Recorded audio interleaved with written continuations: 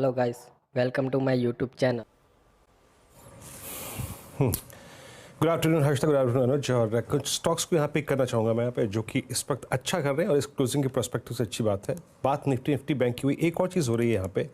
Nifty IT अब almost मेरे ख्याल से 2 अगस्त के बाद पहली बार अपने एक average, short term average 20 day exponential moving average को क्रॉस करने के बाद अब 10 डे मार्क को टेस्ट करता हुआ, और इसीलिए मैंने पिक किया है एज ऑफ नाउ इस वक्त इन्फोसिस। स्क्रीन पे आएगा डायरेक्टर साहब, इन्फोसिस के स्टैट्स फ्यूचर्स के भी रखिएगा और इसका ओपन इंटरेस्ट रखिएगा 1798। और अगर आप इसकी प्लेसमेंट देखें तो ये 1 शेड बेटर है वर्सेस इसी के इंडेक्स से, यानी निफ्टी आईटी से। डे हाई पर 1.25 लाख शेयर ओपन इंटरेस्ट में कम हुए हैं। अभी हार्डली शॉर्ट कवरिंग शुरू हुई है, लेकिन अगर आप टिक बाय टिक चार्ट देखें तो डे हाई की ट्रैजेक्टरी में आके ऑलमोस्ट अगर आप देखें स्टॉक ट्रेड करता हुआ, ये मूव अप्रॉक्सीमेटली 11:15 बजे के आसपास शुरू हुआ था। तो एक इन्फोसिस रडार पर रहेगा, अच्छा मूव देता हुआ।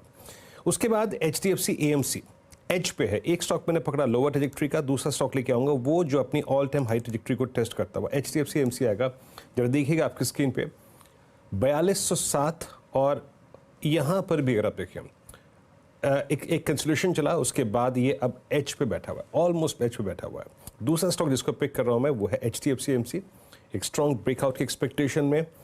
बैंकिंग में अभी जो अनुज जिक्र कर रहे थे कि बैंक निफ्टी का रिवर्सल 100 डे को रिस्पेक्ट देना, उसके बाद उसके ऊपर आना, मैं यहाँ पे एक्सिस बैंक को पिक कर रहा हूँ। 1.5% ऊपर है, लेकिन ये वो स्टॉक जो कि सबसे, जिसे कहते हैं ना, एक्सट्रीमली ओवरसोल्ड ट्रैजेक्टरी में लगभग पिछले पूरे हफ्ते का, यानी 5 अगस्त, उसके बाद 6 अगस्त, उसके बाद 7 अगस्त, उसके बाद 8 और इवन 9, पूरे हफ्ते के 5 की 5 कैंडल्स का लो था 200 डे एक्सपोनेंशियल एवरेज। आज की इस तेजी जो कि जनरेट हो रही है फ्रॉम 200 डे में, एक मीनिंगफुल आई थिंक रिकवरी है। 10 डे को पार करता हुआ 1166, यहाँ पे मैं बैंकिंग से इस ओवरसोल्ड स्ट्रक्चर को पिक करूंगा।